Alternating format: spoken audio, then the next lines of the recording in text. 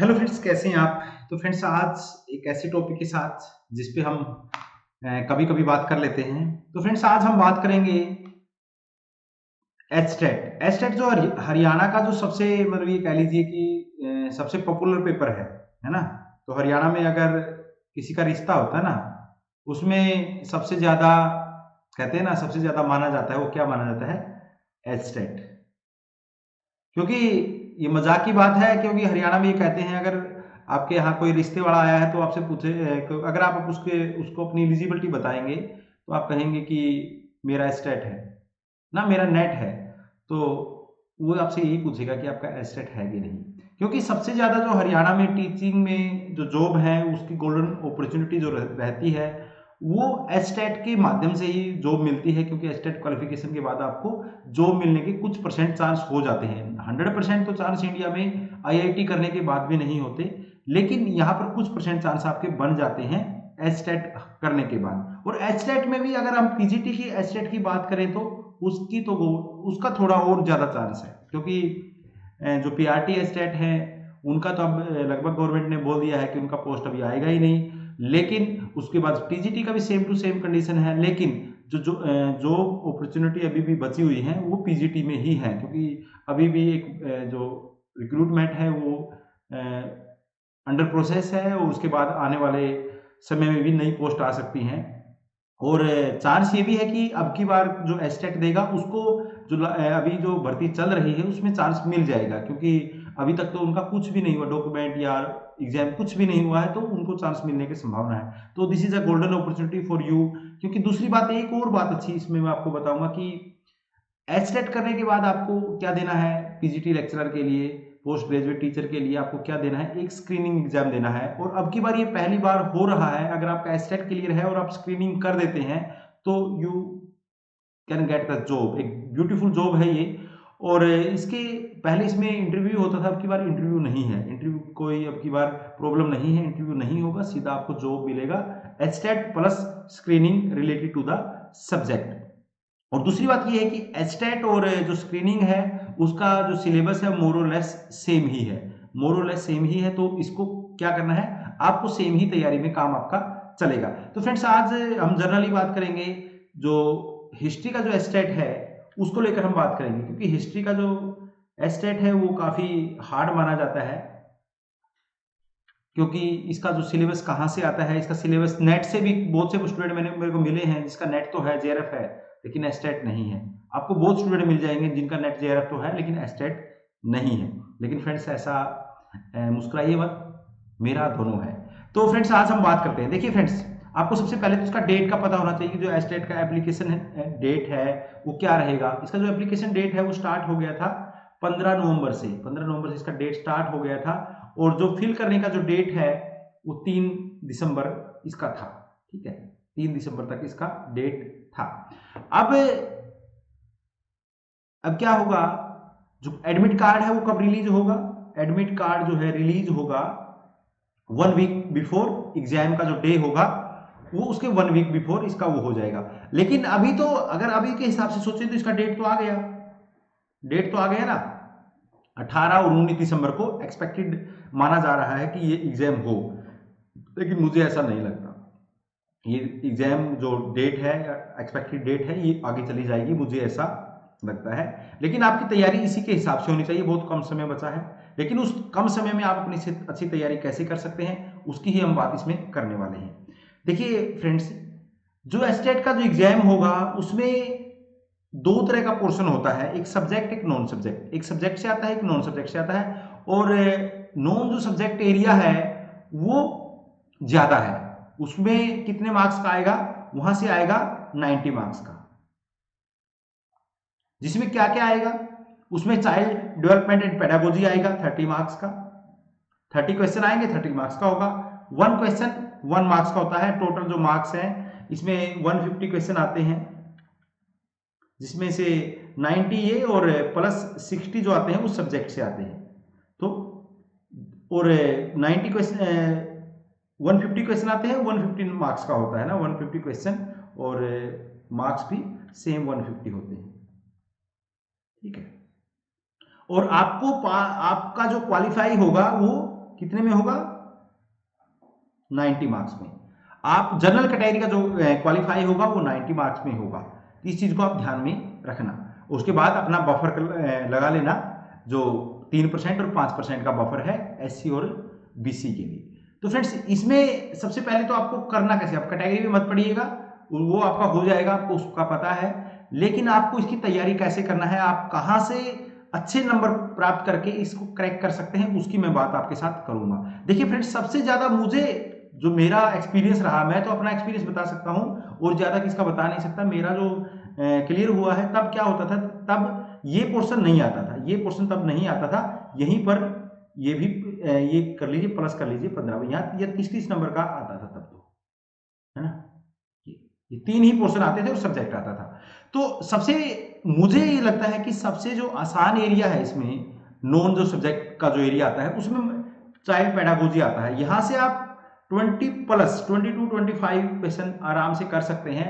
अगर आप कोई भी एक नॉर्मल बुक, जो भी आपको मार्केट में मिले, यूनिक की मिले या किसी का भी मिले, कोई भी एक नॉर्मल बुक पढ़ के इससे आप अच्छे से 20-25 नंबर आप ले सकते हैं। मुझे दोनों बार 25 के प्लस आए हैं, एक बार तो 27 भी आए थे, 2 बार दिया था, एक बार हो नहीं पाया था ड्यू टू सब्जेक्ट, लेकिन यहाँ मार्क्स बहुत अच्छे आए थे।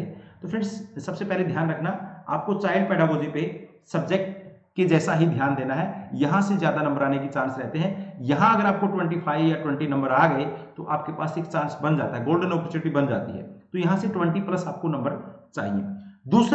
दूसरा आप देखिए, हम हिस्ट्री वालों की हम खासकर बात कर रहे हैं। हिस्ट्री में प्रॉब्लम क्या रहता है कि उनका लैंग्वेज बड़ा फंसता है, लैंग्वेज भी खासकर इंग्लिश बड़ा उनको वो करता है, तंग करता है।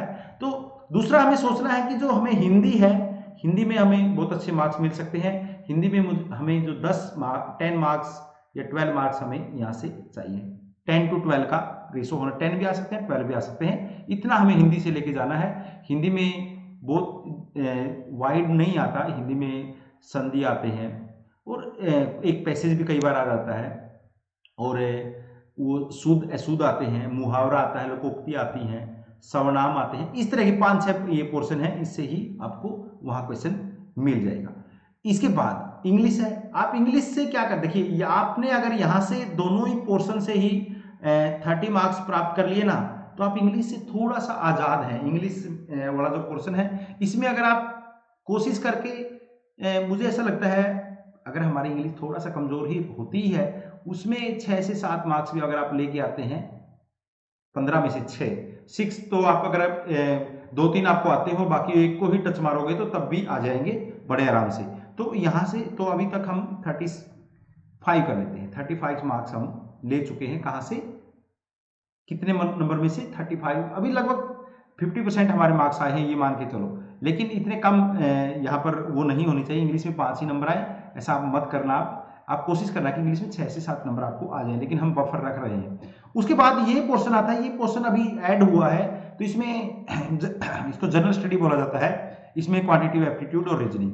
तो फ्रेंड्स, आपको क्वांटिटेटिव एप्टीट्यूड में मैथ में ज्यादा, मैथ के चक्कर में पढ़ के अपनी तैयारी को खराब करने का ज्यादा जरूरत नहीं है, उसके चक्कर में आप ना घूमें। तो आपको रीजनिंग को पकड़ लेना है यहाँ से, क्योंकि रीजनिंग वाले से आपका ये मैथ वाला पोर्शन भी कुछ ना कुछ आ ही जाता है। तो रीजनिंग और हरियाणा को आपको पकड़ लेना है, ये 20 मार्क्स का इसमें से है। तो यहां से आपको 15 के आसपास मार्क्स चाहिए। मतलब मैं तो बिल्कुल ये कह रहा हूं कि बिल्कुल भी कम से कम भी ये लेके आओगे तो आपका एग्जाम हो जाएगा। तो 20 में से 15 मार्क्स आपको यहाँ पर चाहिए। अगर आप देखें, क्योंकि यहाँ से भी तो कुछ मार्क्स आएंगे ना, यहाँ से भी जैसे 10 का है तो 3 तो आ ही जाएंगे, 3 तो आ ही जाते हैं, 3-4 तो आ ही जाते हैं। तो हमारा अभी तक हम 50 नंबर प्राप्त कर चुके हैं 90 में से।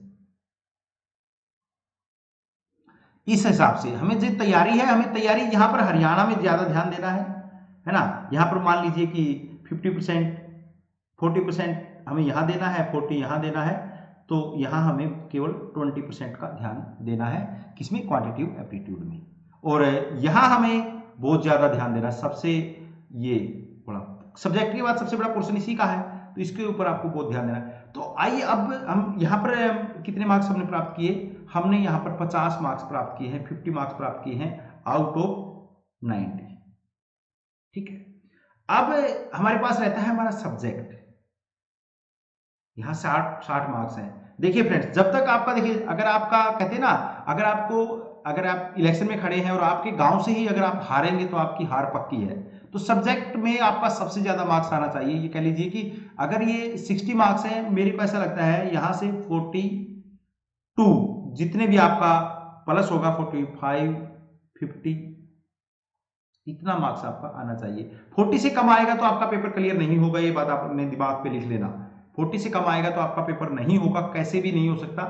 लेकिन आना आपको चाहिए कम से कम 45 मार्क्स आपको सब्जेक्ट में मिलना चाहिए, क्योंकि तभी तो आपको लगेगा ना कि you are the master of this subject. अगर आपने सब्जेक्ट को पढ़ा है तभी तो पता लगेगा। अभी हम यहाँ पर ये भी बात करेंगे कि सब्जेक्ट जो हिस्ट्री है हमारा, उसमें हमें पढ़ना क्या है। इसका बहुत बड़ा डाउट है, हिस्ट्री में क्या पढ़े। मैं एक सबसे 2-3 आपको बातें बताऊंगा कि आपको क्या पढ़ना है। हिस्ट्री में आपको क्या पढ़ना है? हिस्ट्री में सबसे पहले आपको 11th का बुक पढ़ना है, 11th का एनसीईआरटी पढ़ना है। जो आजकल न्यू 11th का जो एनसीईआरटी है, न्यू बुक है जो एनसीईआरटी, ठीक है, वो बुक मैं आपको दिखाता भी हूं, मैंने रखा था यहां पर। ये सबसे, अगर आपको कोई ग्रीन कार्ड देगा तो ये बुक देगा।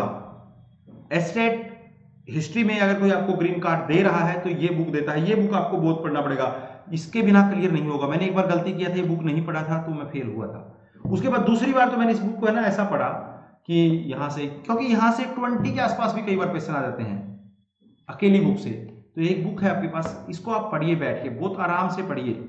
उसके बाद जो इसके बाद आपको क्या पढ़ना है, उसके बाद आप 12th एनसीईआरटी पे, आप 11th की एनसीईआरटी पढ़नी है और 12th की एनसीईआरटी आपको पढ़नी है,